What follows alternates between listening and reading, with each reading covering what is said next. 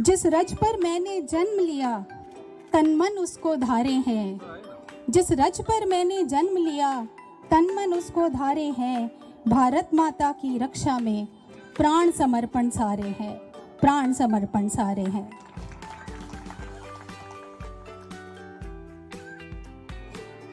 माँ भारती जिनको जितना नमन किया जाए उतना कम है,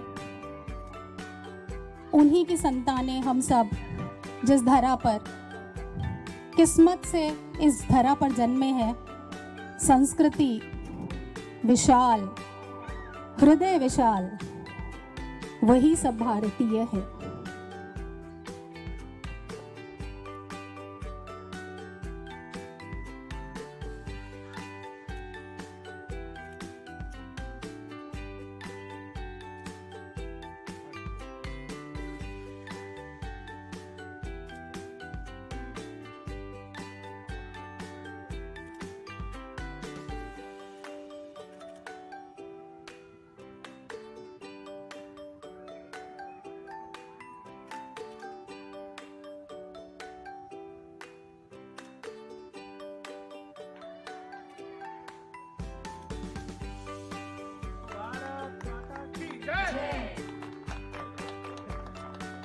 नहीं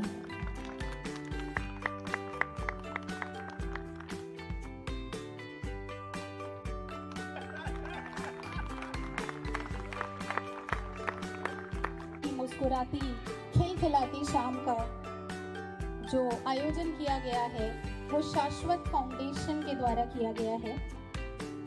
एक एनजीओ है, एक नॉन गवर्नमेंट ऑर्गेनाइजेशन जो समाज के हर तबके के उत्थान के लिए लगातार प्रयासरत है।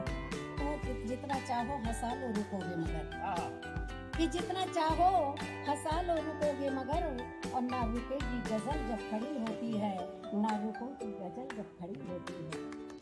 और कहकसा बात पर यूं उतराई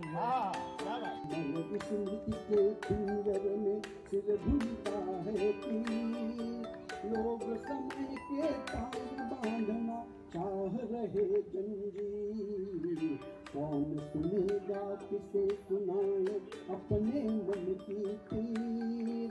लोग समय के पाँव बांधना चाह रहे जंजीर, मन की पीर। लोग समय के पाँव बांधना चाह रहे जंजीर, कौन सुनेगा किसे सुनाए अपने मन की पीर। लोग समय के पाँव बांधना चाह रहे जंजीर। कि तन का स्वास्थ्य बहुत अच्छा है, तन का स्वास्थ्य बहुत अच्छा है, पर मन के घाव नहीं गिन पाए। तन का स्वास्थ्य बहुत अच्छा है पर मन के घाव नहीं गिन पाए। वैसे गीतों के राजा हैं पर सबके द्वार नहीं बिक पाए, सबके द्वार नहीं बिक पाए। एक बार जोरदार तालियां भाई अरविंद शर्मा राही के लिए, जोरदार तालियां मित्रों।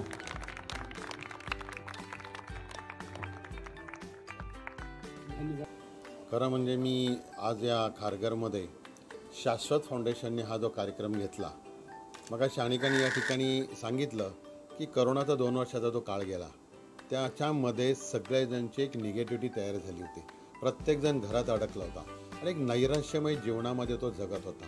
आणि अशा एक मोजक्या काही फाउंडेशन्स आहेत, सेवाभावी संस्था आहेत, त्यातलं हे शाश्वत फाउंडेशन आहे। मला अभिमान वाटतो, मला गर्व वाटतो की अशा ह्या शाश्वत फाउंडेशनसारख्या संस्था आपल्या जीवनामध्ये कुठेतरी हे नैराश्य दूर करण्याचा प्रयत्न करतायत।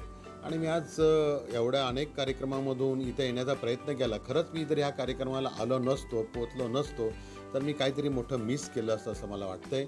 कारण असे कार्यक्रम आम्ही राजकारणात काम करत असताना इतकी चांगली व्यासपीठं, परमपवित्र व्यासपीठं अशी कमी मिळतात आणि ती आज या शाश्वत फाउंडेशनच्या माध्यमातून मिळाली।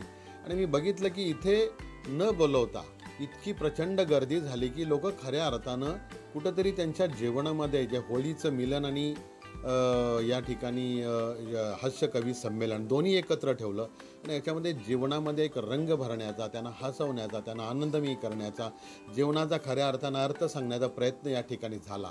आणि आज खारघरमध्ये एका अनोख्या उपक्रमाचं आयोजन शाश्वत फाउंडेशनच्या माध्यमातून या ठिकाणी करण्यात आलं होतं. नुकतंच होळी पौर्णिमा आणि धुलीवंदन, ज्याला आपण होळीचा सण म्हणतो, तो आपण सगळ्यांनी साजरा केला. आणि या हिंदू संस्कृतीमध्ये होळी सणाचं एक वेगळं महत्त्व, की आपापसातले मतभेद, दुःख सगळं विसरून एका रंगाच्या ह्या सगळ्या रंगांमध्ये रंगण्याची ही काही संस्कृती जी आपल्या पूर्वजांनी आपल्याला दिली, जी परंपरा आपल्याला दिली, ती जपण्याचं काम प्रत्येकजण वेगवेगळ्या माध्यमातून करत असतो. आणि त्याचाच एक भाग म्हणून आज शाश्वत फाउंडेशनच्या माध्यमातून एक हास्य कवी संमेलन या ठिकाणी खारघरमध्ये भरवण्यात आलं. ते मोठ्या संख्येने नागरिक या ठिकाणी उपस्थित होते. ज्येष्ठ नागरिक असतील, आमचे युवा बांधव असतील, यांनी या कार्यक्रमाचा आस्वाद घेतला आणि खऱ्या अर्थानं सगळेजण रममाण झाले.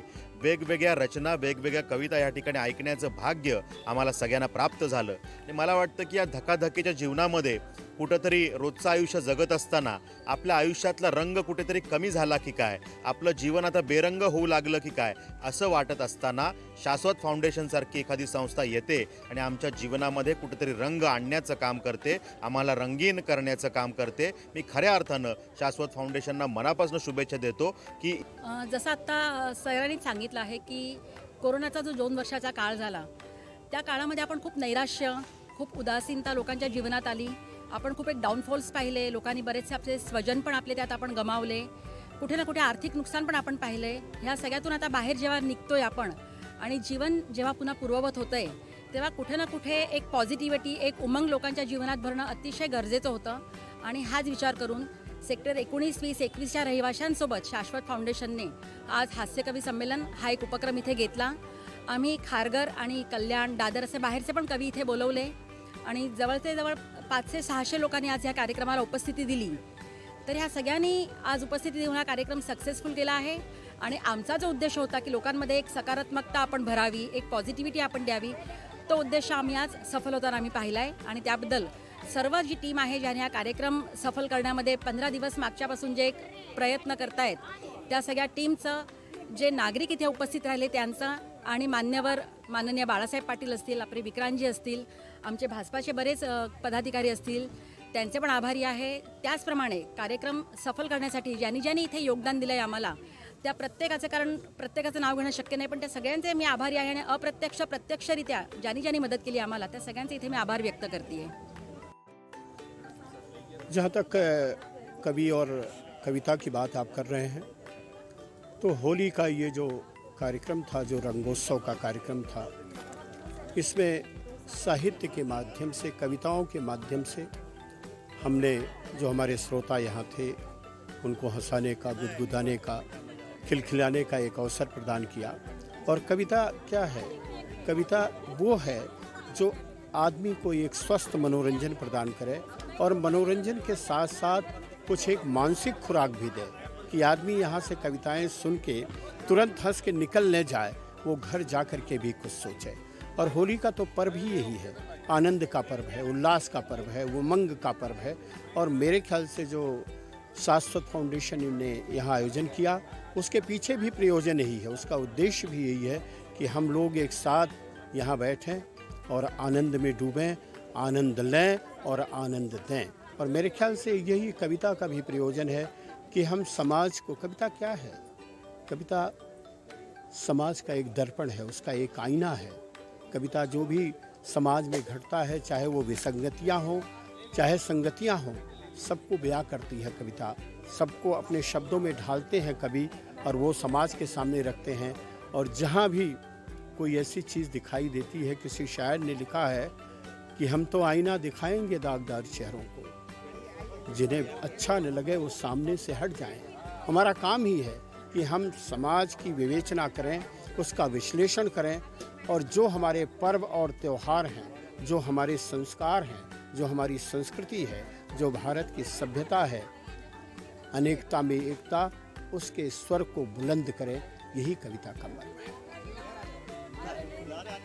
रंग लाल तियो जब से सजना, हो रंग लाल तियो जब से सजना, मन लाल हुआ तन लाल हुआ, घर बार लगे जो वृंदावन, ओ घर बार लगे जो वृंदावन।